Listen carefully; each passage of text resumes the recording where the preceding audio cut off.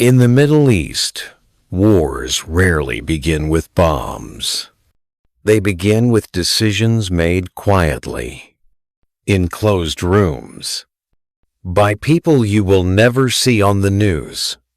The Iran-Israel conflict is often explained as a religious or ideological war. But what if that explanation hides the real reasons? Tonight, we look at what no one tells you about this conflict. The power struggles, secret strategies, and silent consequences shaping the world right now. Hello, guys. Welcome to our YouTube channel, Buried Context. Please subscribe our channel for watch more videos like this about the world, the truth, and the cases which are hidden. Please like and share this video with your friends.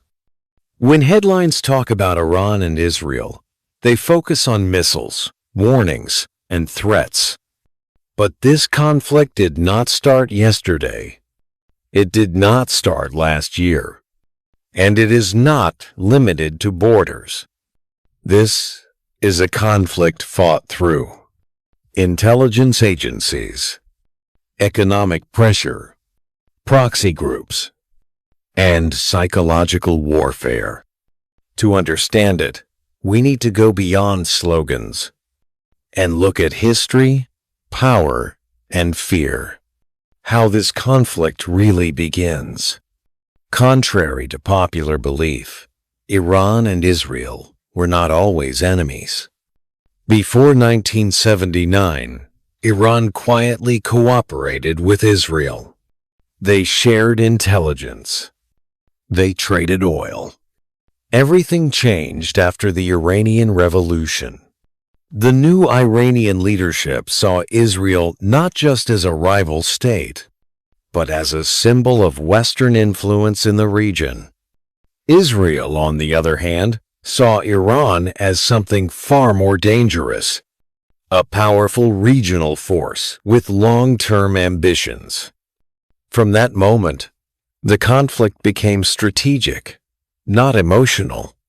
Why this is not a direct war?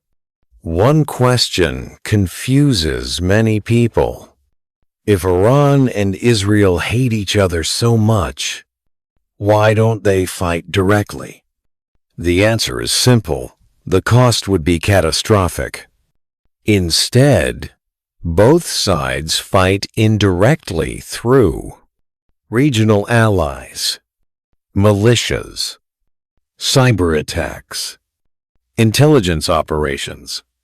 This strategy allows both sides to avoid full-scale war, maintain global support, deny responsibility.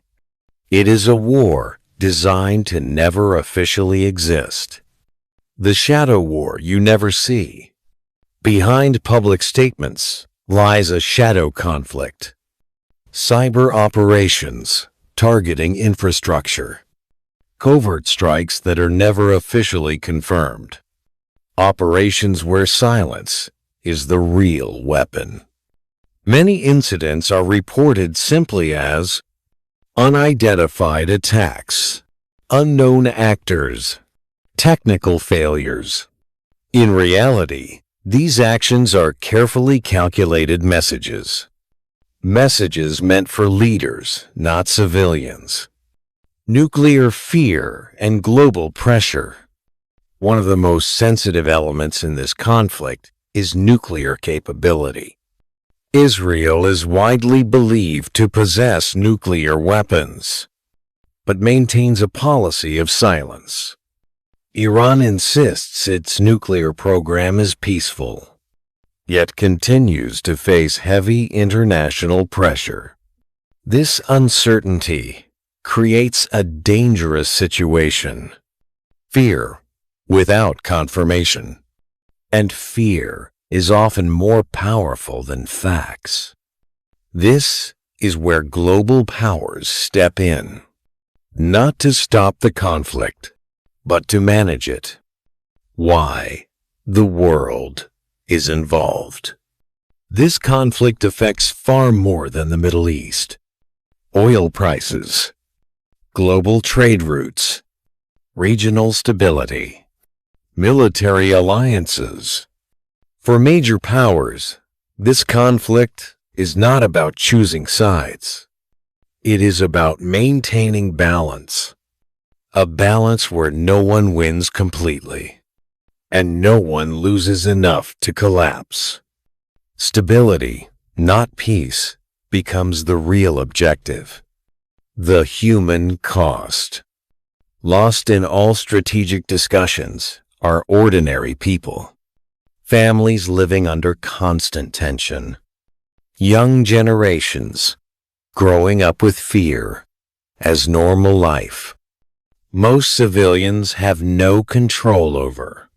Strategic decisions, political narratives, military calculations.